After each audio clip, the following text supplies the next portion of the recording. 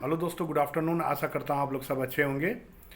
बहुत बार न्यूज़ बनाते टाइम या कुछ इन्फॉर्मेशन देने टाइम मैंने एक वर्ड कॉमनली यूज़ किया है। जिस वर्ड और एक और वर्ड उससे एसोसिएट है, वो दोनों वर्ड के विषय में आज मैं डिटेल में बात करने जा रहा हूँ आपके नॉलेज के लिए, ताकि आने वाले दिन में कभी भी वो वर्ड यूज हो तो आपको उसमें कन्फ्यूजन ना हो। और सिर्फ मैं नहीं, बहुत सारे जगह पे आपको वो वर्ड मिलेंगी,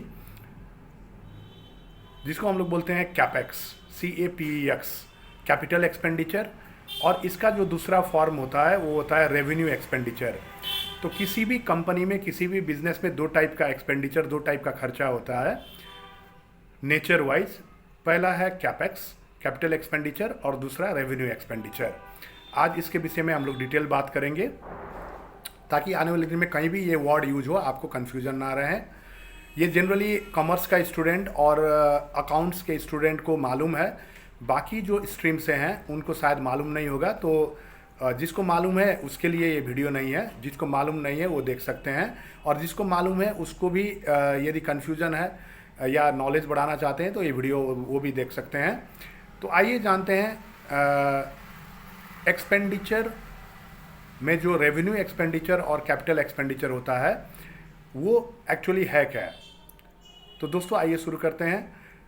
कोई भी कंपनी, कोई भी बिजनेस में जो खर्चा होता है, कंपनी चलाने के लिए हो, कंपनी को आगे बढ़ाने के लिए हो, एक्सपेंशन के लिए हो, ऑपरेशन के लिए हो, बहुत सारे खर्चा कंपनी करती हैं। जैसे सैलरी, रेंट, मशीनरी खरीदना हो गया, ज़मीन खरीदना हो गया, बिल्डिंग बनाना हो गया, बहुत सारे खर्चे होते हैं। तो खर्चा का जो नेचर है उसके हिसाब से इसको दो भाग में डिवाइड किया गया है, दो पार्ट में डिवाइड किया गया है। पहला है रेवेन्यू एक्सपेंडिचर, दूसरा है कैपिटल एक्सपेंडिचर। तो आइए जानते हैं रेवेन्यू एक्सपेंडिचर मतलब क्या होता है, आयगत खर्च। तो दोस्तों इसको हम लोग टाइम फ्रेम के हिसाब से डिवाइड कर सकते हैं, 1 ईयर से नीचे और 1 ईयर से ज़्यादा। तो जो भी खर्चा कंपनी करता है, जो भी एक्सपेंडिचर कंपनी करता है, उसका जो बेनिफिट है, यदि वो बेनिफिट 1 साल के अंदर ही कंज्यूम हो जाता है, 1 साल के अंदर अंदर उसका बेनिफिट ख़त्म हो जाता है, तो वो खर्चा को हम लोग बोलते हैं आयगत खर्चा, रेवेन्यू एक्सपेंडिचर्स। फिर मैं रिपीट करता हूँ, रेवेन्यू एक्सपेंडिचर्स मतलब वो खर्चा होता है जो खर्च कंपनी करने के बाद उसका बेनिफिट जो कंपनी को मिलने वाला है वो 1 साल के अंदर अंदर उसका बेनिफिट ख़त्म हो जाती है, उसको हम लोग बोलते हैं रेवेन्यू एक्सपेंडिचर। और जितने भी रेवेन्यू एक्सपेंडिचर है उसको नाफा नुकसान, प्रॉफिट एंड लॉस अकाउंट के डेबिट साइड में एंट्री किया जाता है, क्वार्टरली हिसाब से या साल के अंत में। जब भी प्रॉफिट एंड लॉस अकाउंट बनाना रहता है तब उसको डेबिट साइड में लिखा जाता है, PL अकाउंट के जो अगले साल ट्रांसफ़र नहीं होते हैं, उसी साल वो एक्सपायर हो जाती हैं। जैसे कि सैलरी, सैलरी का बेनिफिट 1 साल से अंदर अंदर कंज्यूम हो जाती है। रेंट हो गया, ऑफिस एक्सपेंसेस हो गया, एडमिनिस्ट्रेटिव एक्सपेंसेस हो गया, प्रशासनिक खर्च हो गया। मतलब ऐसा खर्च आपको जानना है कि जिसका बेनिफिट 1 साल के अंदर खत्म हो जाए। जैसे सैलरी, 1 महीना काम किया वर्कर, सैलरी दिया, उसका बेनिफिट 1 महीना ले लिया, खत्म हो गया। फिर अगले महीना उसने बेनिफिट दिया, उसको पेमेंट किया, फिर वो हो गया। मतलब 1 साल के अंदर अंदर उसको कंज्यूम हो जाती है, उसको रेवेन्यू एक्सपेंडिचर बोलते हैं, जिसका रिकॉर्डिंग PL अकाउंट के डेबिट साइड में होता है, जो अगले साल ट्रांसफ़र नहीं होते हैं। अब आइए जानते हैं कैपेक्स, कैपिटल एक्सपेंडिचर यानी पूंजीगत खर्च। तो कंपनी बहुत सारे ऐसा खर्च करता है जिसका बेनिफिट कंपनी सिर्फ 1 साल नहीं, बहुत साल इंजॉय करती है, जिसका बेनिफिट 1 साल में ख़त्म नहीं होती है। जैसे कि ज़मीन खरीदना हो गया, मशीनरी खरीदना हो गया, बड़े बड़े फैक्ट्री में जो मशीन लगते हैं वो हो गया, बिल्डिंग बनाना हो गया।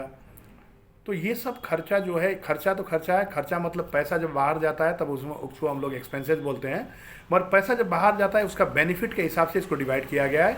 तो आपको समझ में आ गया होगा कि कंपनी का जितने भी फिक्स्ड एसेट्स हैं, स्थिर संपत्ति हैं, स्थिर संपत्ति मतलब फिक्स्ड एसेट्स मतलब land, building, plant and machineries, furnitures. जैसे आपने एक फर्नीचर खरीद लिया, एक अलमारी खरीद लिया, वो 1 साल के अंदर अंदर ख़त्म होने वाला नहीं है, उसका बेनिफिट आप 1 साल से ज़्यादा यूज कर सकते हैं। तो जो भी एक्सपेंसेस, जो भी कैश आउटफ्लो जिससे बेनिफिट 1 साल के अंदर ख़त्म हो रहा है, उसको हम लोग बोलते हैं रेवेन्यू एक्सपेंडिचर, जिसको PL अकाउंट के डेबिट साइड में एंट्री किया जाता है, PL अकाउंट के एक्सपेंडिचर साइड में एंट्री किया जाता है, जो अगले साल ट्रांसफ़र नहीं होते हैं। पीएल अकाउंट को हम लोग, प्रॉफिट एंड लॉस अकाउंट को हम लोग क्लोजिंग एंट्रीज भी इसलिए बोलते हैं कि वो अगले साल ट्रांसफ़र नहीं होते हैं उसके आइटम। जो नेट प्रॉफिट है बस वही ट्रांसफ़र होता है, नेट प्रॉफिट और नेट लॉस, जो बाकी अमाउंट है इनकम माइनस एक्सपेंडिचर के बाद। अब आइए जानते हैं कैपेक्स। तो कैपिटल एक्सपेंडिचर जो होता है उसका बेनिफिट 1 साल से ज़्यादा कंपनी यूज करता है। लैंड, बिल्डिंग, मशीनरीज, फर्नीचर्स, जो भी खर्चा हो, और वो बैलेंस शीट के एसेट साइड में एंट्री किया जाता है, जो अगले साल भी ट्रांसफ़र होते हैं। तो डिफरेंस आपको समझ में आ गया होगा। रेवेन्यू एक्सपेंडिचर का बेनिफिट 1 साल से अंदर का होता है, 1 साल से कम का होता है। कैपेक्स का, कैपिटल एक्सपेंडिचर मतलब कैपेक्स का 1 साल से ज़्यादा होता है। पीएल अकाउंट का डेबिट साइड में रेवेन्यू एक्सपेंडिचर रिकॉर्ड किया जाता है और बैलेंस शीट के एसेट साइड में कैपिटल एक्सपेंडिचर रिकॉर्ड किया जाता है। रेवेन्यू एक्सपेंडिचर अगले साल ट्रांसफ़र नहीं होती है, क्लोजिंग एंट्रीज के माध्यम से वो पीएल अकाउंट में उसको राफ साफ किया जाता है। और जो कैपेक्स होते हैं वो क्लोजिंग नहीं होते हैं, उसका जो बाकी अमाउंट है, वो जो बाकी अमाउंट बैलेंस शीट में जो एसेट साइड में होता है वो अगले साल भी ओपनिंग एंट्री के रूप में ट्रांसफ़र होते हैं। तो आज की वीडियो से आपको क्लियर हो गया होगा रेवेन्यू एक्सपेंडिचर क्या होता है और कैपिटल एक्सपेंडिचर क्या होता है। अब कभी भी कैपेक्स का बात उठे तो आपको क्लियर हो गया कि ऐसा खर्च जो 1 साल से ज़्यादा बेनिफिट कंपनी को देने वाली है, ऐसा खर्च को हम लोग बोलते हैं कैपेक्स। आशा करता हूँ वीडियो आपको अच्छा लगा होगा, लाइक शेयर कर दीजिएगा और ऐसे ही नॉलेजेबल और इन्फॉर्मेटिव वीडियो पाने के लिए मेरे चैनल को जरूर सब्सक्राइब कर दीजिएगा। Thank you all of you, have a nice day.